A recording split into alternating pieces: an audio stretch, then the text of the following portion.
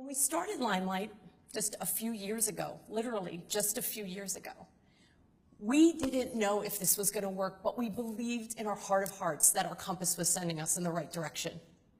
I had Michele Gay with me from the start, and when I tell you we had beauty shows where not one person showed up, we had opportunity events where people were not only not there to join us, but were pointing and mocking us.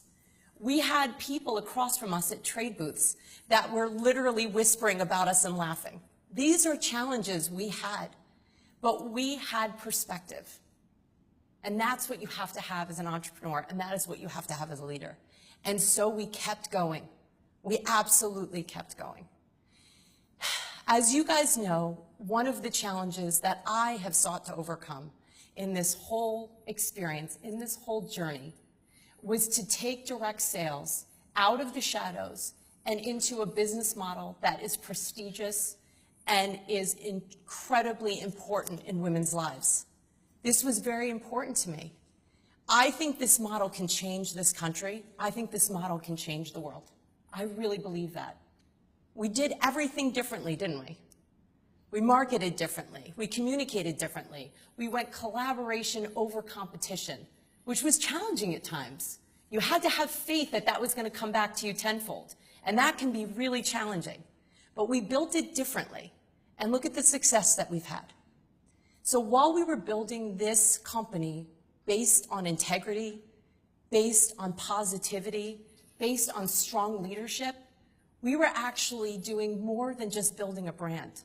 We have been sending a message to beauty companies and to really companies everywhere that direct sales is an incredible model, and they should start paying attention.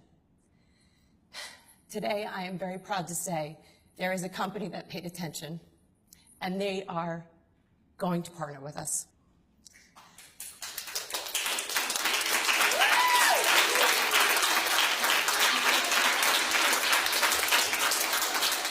Today, for the very first time, I think in history, a major beauty brand is partnering with a direct sales company to build this model, not only in this country, but around the world. You did it, girls.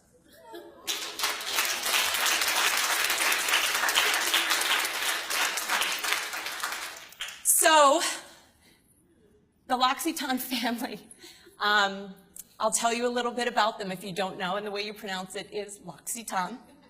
They have 2,700 stores around the world.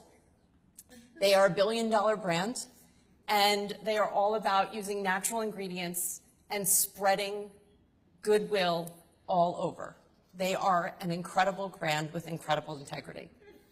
Keep in mind, L'Occitane only has 4 brands. So this is not like most conglomerate brands that have 60, 75, 160 brands.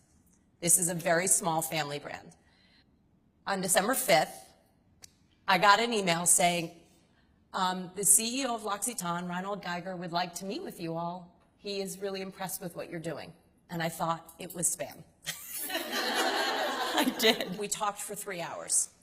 And we started asking questions, and it was not a discussion about facts and figures. It was a discussion about emotions. It was discussions about hopes and dreams. It was a discussion about what can we do together. And the last question she asked me was, how would you feel about partnering with another company? And I thought, that is probably the best question ever asked, because she understood what it was like to build this baby and then sort of send it off to college, if you will. But when Madison and I started thinking about what was possible if we partnered with L'Occitane, it became really exciting. And so we met with Reinhold, and we talked for another 3 hours with him, and he was incredible. He said and believed what he was saying. Everything that I say to you guys about empowerment, about building entrepreneurs, about making things, you know, so different, building something that is entirely new and incredible. And at the end of the meeting, we knew we had a really great partnership with someone that we wanted to explore. What he didn't do was dictate. What he did do was extend resources. So since the last couple of months, L'Occitane has actually been helping us with logistics and building infrastructure to make our operations even stronger.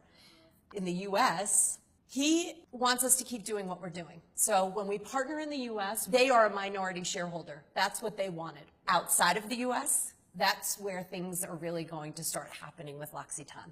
They are tapping into their warehouses, their fulfillment facilities, their manufacturing facilities, all their offices that they have globally. They are in like 7 different countries, strong infrastructure that we can go into sort of right away. So last week, Madison and I met with people who are the Fast Up team, and they are working on bringing LimeLight into multiple countries over the next couple of years.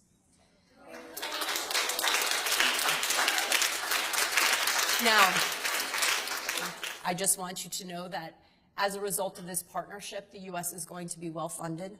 As well, the international operations will be well-funded. So there will be no shortage of resources there. We have no interest in commingling the product lines. We are going to commingle resources and knowledge, but we are not commingling the product lines. They want to share everything that they've done and grown and learned about their research with us to get it out there. What this changes for them is being able to say that they were part of something that literally made history today. LimeLight has never done anything the same as anyone else, correct? Right. Okay. This is totally in line with that. We are not doing this at all the same as anyone else. This is about 2 families coming together to build something totally different and totally amazing worldwide. That's what this is. This is not an acquisition. It's not a buyout. It is a partnership, 100%. If you trust that I care about you and your lives and your businesses and growing this brand to something that is truly exceptional, if you trust that, then forget about the details, because I've looked those over and we're good. Okay? Please.